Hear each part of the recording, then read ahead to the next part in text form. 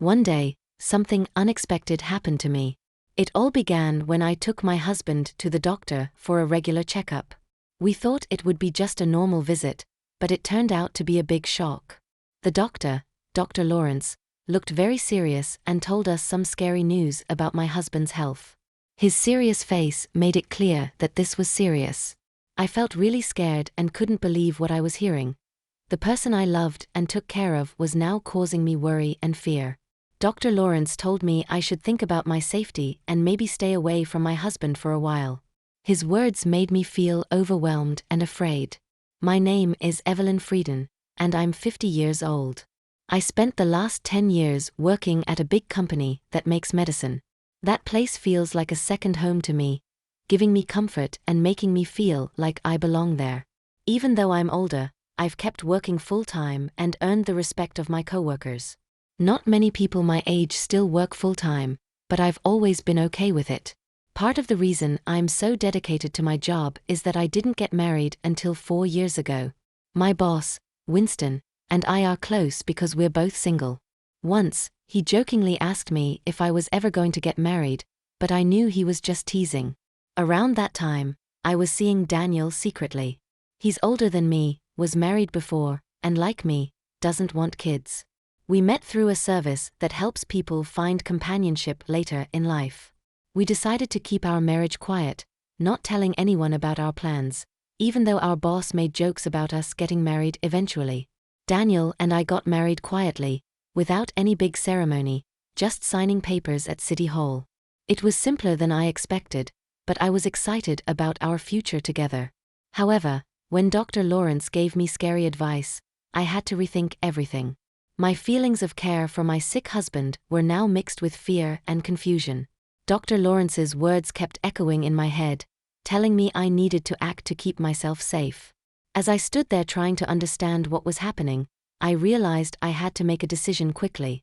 Suddenly, the life I knew and the plans I had were uncertain.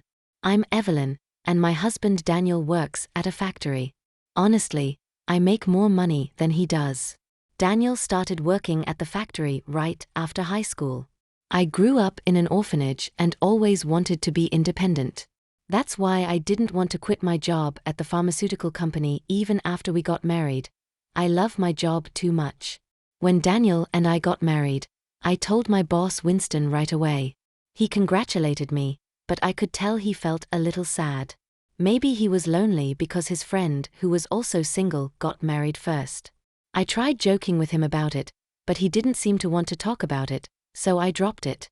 Even though Winston's reaction was a bit strange. I was really happy to start this new part of my life with Daniel. I imagined all the great things we would do together, but real life wasn't as exciting as my dreams. Being newlyweds was pretty normal. Not much changed for me. I kept working, and the biggest difference was moving to a quieter area and driving to work instead of taking the bus.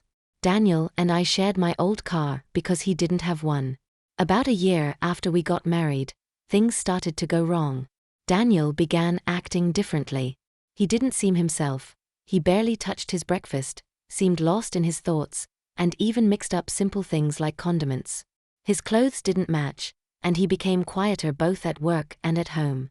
While I've always admired Daniel's quiet strength, his silence started to weigh heavily on me, making me feel like I was all alone. This feeling of loneliness grew as I noticed these small but important changes in him. It hit me that Daniel might be going through a mental health problem. Seeing someone you love struggle without knowing how to help them is tough.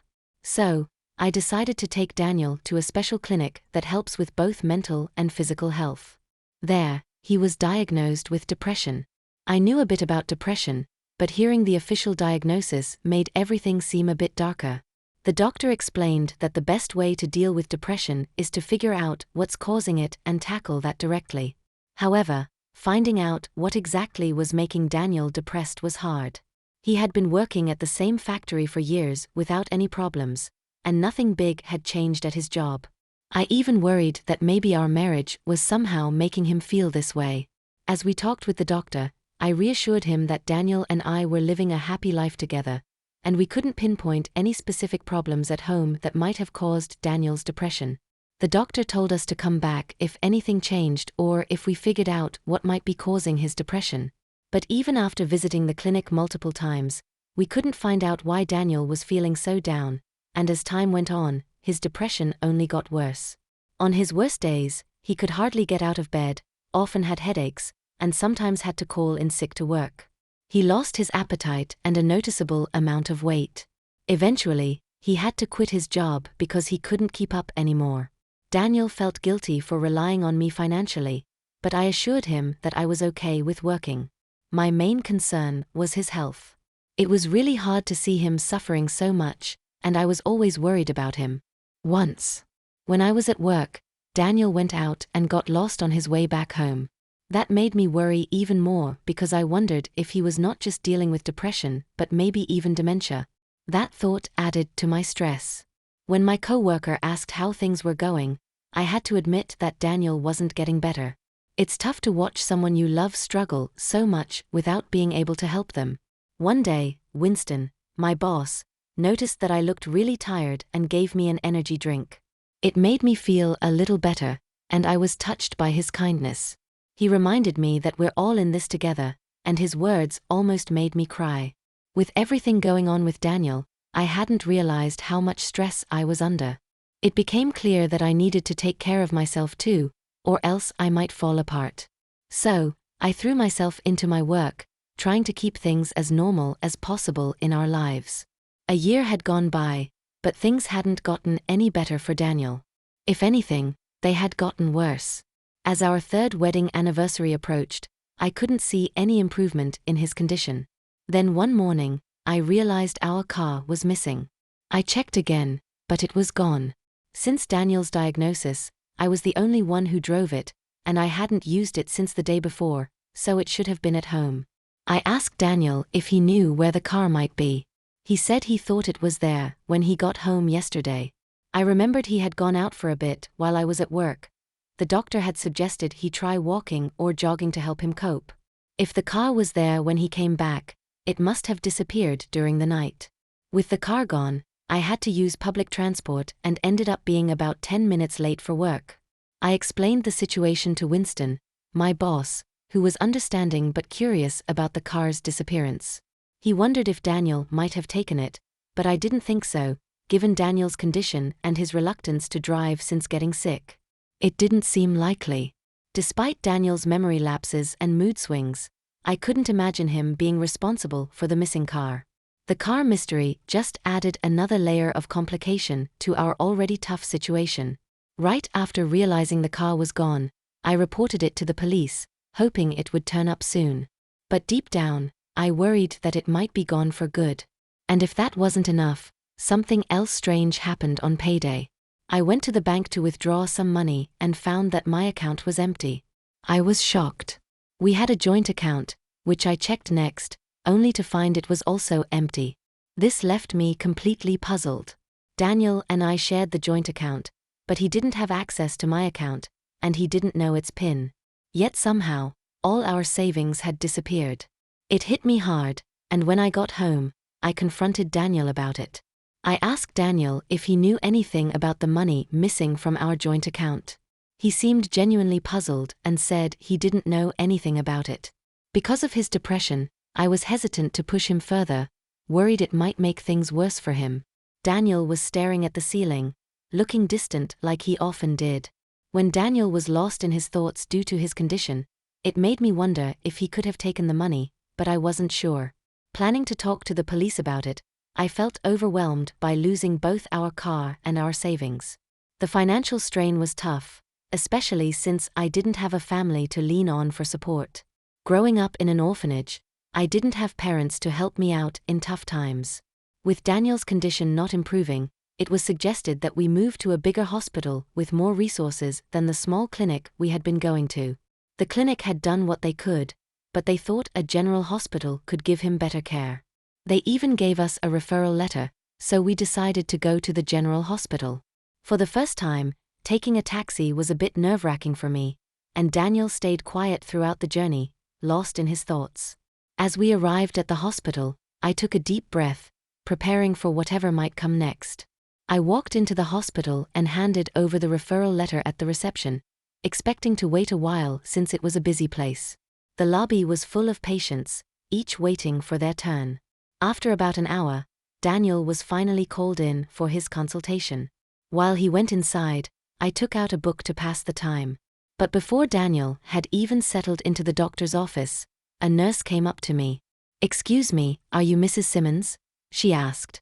I said yes, and she told me the doctor wanted to see me since I was used to discussing Daniel's condition. I followed the nurse to another room, feeling a bit anxious. There, I met a doctor who looked a bit older than me, with grey hair and a kind manner. Before I could even sit down properly, I asked if this was about Daniel's condition. He nodded seriously, and I braced myself for whatever news he had for me. The doctor's next words caught me completely off guard. He told me that Daniel had been arrested for fraud 10 years ago and advised me to keep my distance from him. I was utterly confused.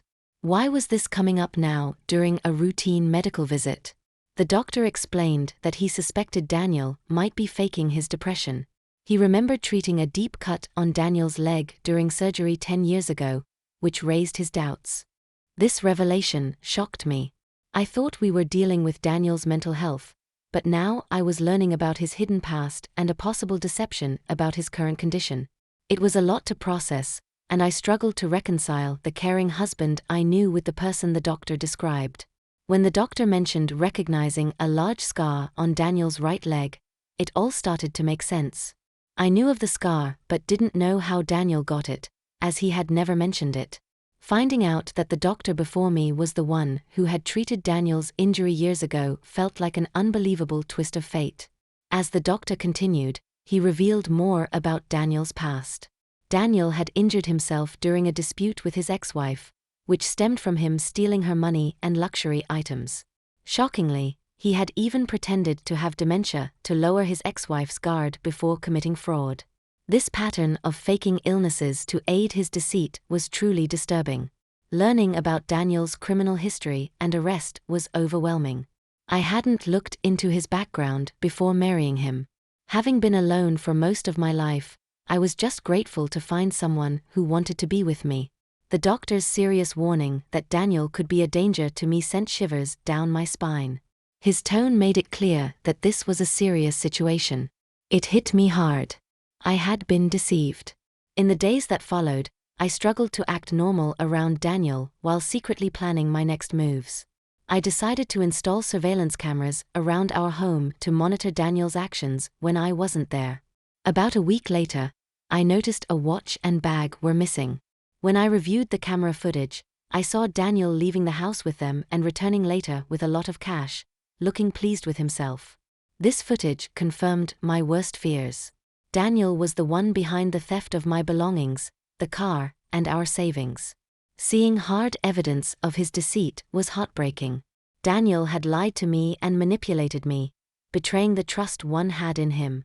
It was clear that I needed to take serious action against someone who had pretended to be vulnerable and in need of care, only to take advantage of my kindness and generosity. The realization that Daniel had betrayed my trust was unbearable. I had dedicated my life to working and caring for what I thought was a sick partner. The idea of getting a divorce seemed too small compared to the immense deception I had experienced. It was clear we needed to go our separate ways, but I wanted more than just a legal separation. I wanted Daniel to truly grasp the seriousness of his actions and to make amends for the harm he had caused. With a heavy heart and tears threatening to spill, I gathered the divorce papers and filled them out meticulously, including all the necessary details. The following day, pretending everything was normal, I told Daniel I needed to step out for a moment. I had already arranged to take a day off from work, explaining the urgency of my situation to my employer, who had agreed to my sudden absence. At the police station, I presented my case to the officers, showing them the footage I had captured of Daniel's deceit. At first, they were hesitant to take action based solely on the video. However, after checking with the pawnshop, with Daniel's criminal history revealed and the mounting evidence against him, the police quickly decided to act. They confirmed that he had sold the stolen items at a pawn shop and was attempting to sell my car. Suspicion also arose about his supposed depression, as he had illegally accessed my bank accounts. Feeling a mix of relief and sadness as the truth came out, I knew that taking legal action was necessary to protect myself and seek justice for the betrayal I had experienced. During a recent visit to the hospital, a doctor recognized Daniel from his past deceitful behavior, where he had once pretended to have dementia to deceive his ex-wife. This revelation made me question his current claims of depression even more. When we returned home with the officers in the early afternoon, Daniel looked surprised to see me and even more shocked by the police presence. Despite the divorce papers I held, his focus was on the officers as they informed him of his arrest for fraud. Daniel protested, trying to use his depression as a defense, but I wasn't fooled. At that moment, facing the consequences of his actions and the end of our marriage, Daniel's mask started to slip. Deciding to take legal action was tough, but it was necessary for my protection and to seek justice for the betrayal I had experienced. Daniel remained unfazed in front of the police, casually denying everything. It was almost as if his history of deceit had prepared him for this moment.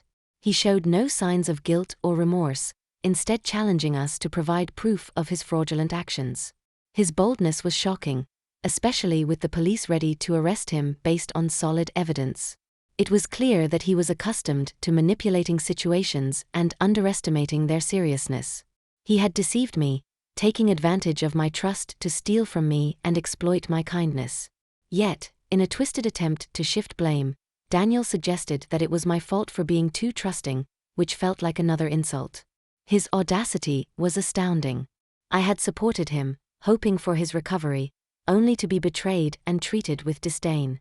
At that moment, I lost my patience.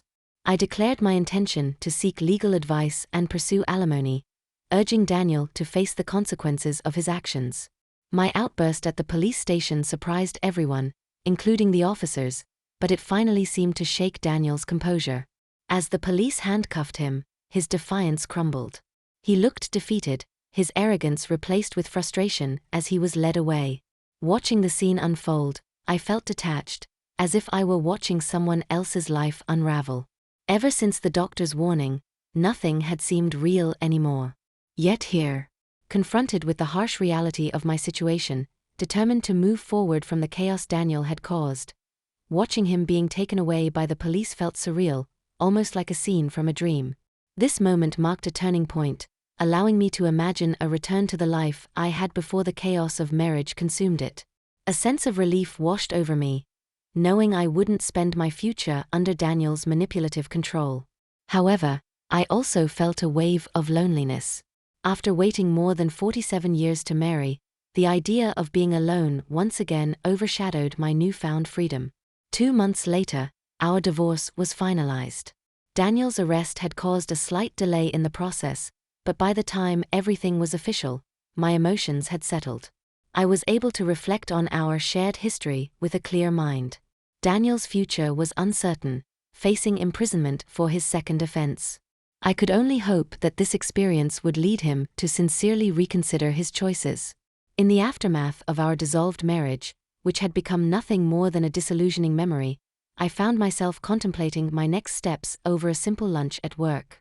It was then that my boss, Winston, approached me with his store-bought hot dog lunch and made a seemingly casual yet loaded comment. "I think you'd be just fine if you were with me," he said, almost offhandedly. His words caught me off guard, and it took a moment for their full weight to sink in, leaving me momentarily flustered. "Yes, I'm serious," he added, noticing my hesitation.